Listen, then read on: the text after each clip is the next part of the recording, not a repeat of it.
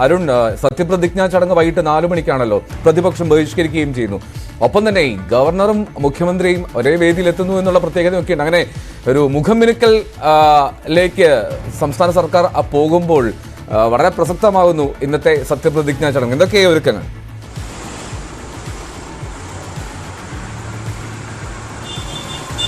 എന്തോ സത്യപ്രതിജ്ഞ ഒരുക്കങ്ങളെല്ലാം പൂർണ്ണമാണ്. അനിവാര്യമായ ഒരു മാറ്റത്തിലേക്കാണ് ഇന്ന് ഇടതുമുന്നണി മന്ത്രിസഭ, പിണറായി മന്ത്രിസഭ കടക്കുന്നത്. രണ്ട് പാർട്ടികൾക്കും മന്ത്രിസ്ഥാനം നൽകുമ്പോൾ നേരത്തെ പ്രഖ്യാപിച്ചിരുന്നതാണ്, വാഗ്ദാനം നൽകിയതാണ്. വാഗ്ദാനം ഇടതുമുന്നണി പാലിക്കുന്നു. അത് ഇടതുമുന്നണി രീതി അനുസരിച്ച്, ശൈലി അനുസരിച്ച് അപശബ്ദങ്ങളില്ലാതെ തന്നെ ആ തീരുമാനത്തിലേക്ക് എത്താൻ അവർക്ക് ആയിരിക്കുന്നു. അതാണ് സംഭവിക്കാൻ പോകുന്നത്. 4 മണിക്ക് രാജ്ഭവനിൽ ഗവർണർ സത്യവാചകം ചൊല്ലിക്കൊടുക്കും.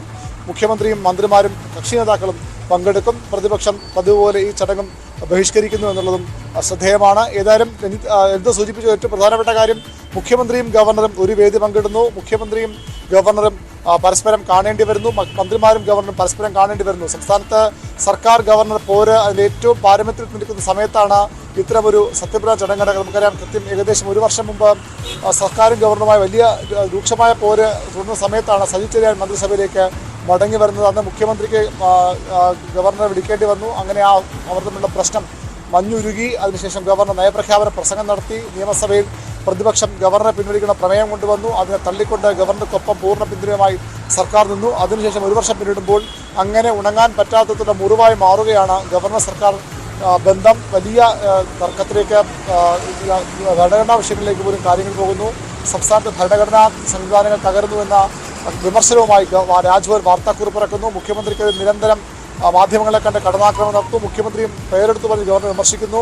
അതിനും അപ്പുറത്തേക്ക് രാഷ്ട്രപതിക്കും പ്രധാനമന്ത്രിക്കും ഗവർണർ ഭരണഘടനാപരമായി പ്രവർത്തിക്കാൻ സർക്കാർ അനുവദിക്കുന്നില്ല എന്ന് പറഞ്ഞുകൊണ്ട് അതിനുള്ള സംവിധാനങ്ങൾ ഒരുക്കണമെന്ന് ആവശ്യപ്പെട്ടുകൊണ്ട് കത്തയക്കുന്നു. അങ്ങനെ സംസ്ഥാന ചരിത്രത്തിൽ ഉണ്ടാകാത്ത തരത്തിലുള്ള പോരാണ് ഗവർണർ, സർക്കാർ, മുഖ്യമന്ത്രി ആരിഫ് മുഹമ്മദ് ഖാൻ പോര് നടക്കുന്നത്. ആ സാഹചര്യത്തിലാണ് ഇന്നത്തെ സത്യപ്രതിജ്ഞ. സ്വാഭാവികമായും ഇരു നേതാക്കൾക്കും പരസ്പരം കാണേണ്ടി വരും, പരസ്പരം അഭിവാദ്യം ചെയ്യേണ്ടി വരും. ആ ഒരു രാഷ്ട്രീയ കൗതുകമുള്ള മുഹൂർത്തമാണ് ഇന്ന് 4 മണിക്ക് രാജ്ഭവൻ നടക്കാൻ പോകുന്നത്.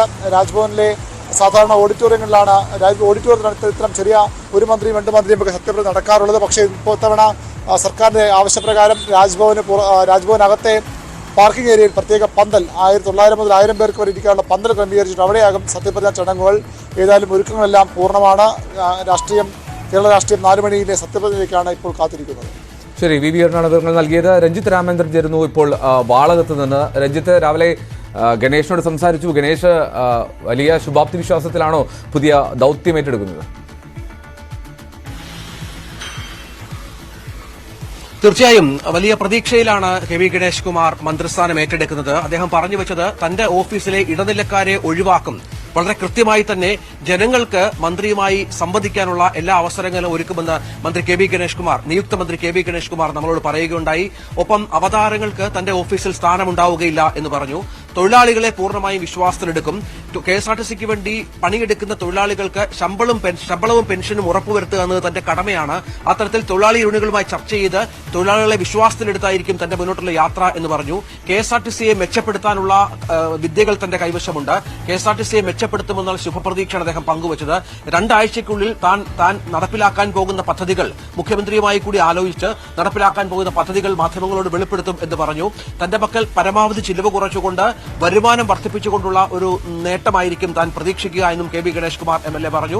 ഇപ്പോൾ അല്പം മുമ്പാണ്, 10:30 മണിക്ക് ശേഷമാണ് അദ്ദേഹം വാളകത്തെ ഈ വീട്ടിൽ നിന്ന്, അദ്ദേഹത്തിന്റെ കുടുംബ വീട്ടിൽ നിന്ന് ഇപ്പോൾ സത്യപ്രതിജ്ഞയ്ക്കായി തിരിച്ചിരിക്കുന്നത്. അദ്ദേഹം നേരെ പോകുന്നത് പേരൂർക്കടയിലുള്ള അദ്ദേഹത്തിന്റെ സ്വന്തം വീട്ടിലേക്കാണ്. നമുക്കറിയാം, ഔദ്യോഗിക വസതിയില്ല, സ്റ്റാഫുകളുടെ എണ്ണത്തിൽ കാര്യമായ കുറവുണ്ടാകും. അത് രണ്ടും ചോദിച്ചപ്പോൾ അദ്ദേഹം മറുപടി പറഞ്ഞത്, ഔദ്യോഗിക വസതി എന്ന് പറഞ്ഞാൽ 2.5 വർഷത്തേക്ക് മാത്രമാണ് മന്ത്രിസ്ഥാനം. അവിടെ സാധനങ്ങൾ അങ്ങോട്ടും ഇങ്ങോട്ടും കെട്ടിപ്പറക്കാനുള്ള സമയം പോലുമില്ല. അതുകൊണ്ട് തന്നെയാണ് ഔദ്യോഗിക വസതി വേണ്ട എന്ന് വെച്ചത് എന്ന് അദ്ദേഹം പറയുന്നു. ഒപ്പം സ്റ്റാഫുകളുടെ എണ്ണത്തിൽ കുറവ് വരുത്തിയത് തന്റെ മുൻകാല അനുഭവങ്ങൾ വെച്ചാണ്.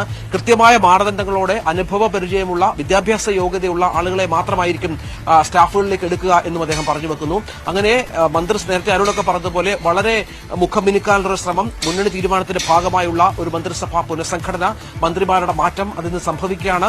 വൈകിട്ട് 4 മണിക്ക് ഗവർണറുടെ രാജ്ഭവനിൽ വെച്ചാണ് സത്യപ്രതിജ്ഞ നടക്കുക. എൽദോ. ശരി, രഞ്ജിത്ത് രാമചന്ദ്രനും വി അരുണുമാണ് വിവരങ്ങൾ നൽകിയത്. സത്യപ്രതിജ്ഞാ ചടങ്ങ് വൈകിട്ട് 4 മണിക്ക് നടക്കും. കെ വി ഗണേഷ് കുമാർ വാളകത്ത് നിന്ന് ഇപ്പോൾ തിരുവനന്തപുരത്തേക്ക് പുറപ്പെട്ടിട്ടുണ്ട്.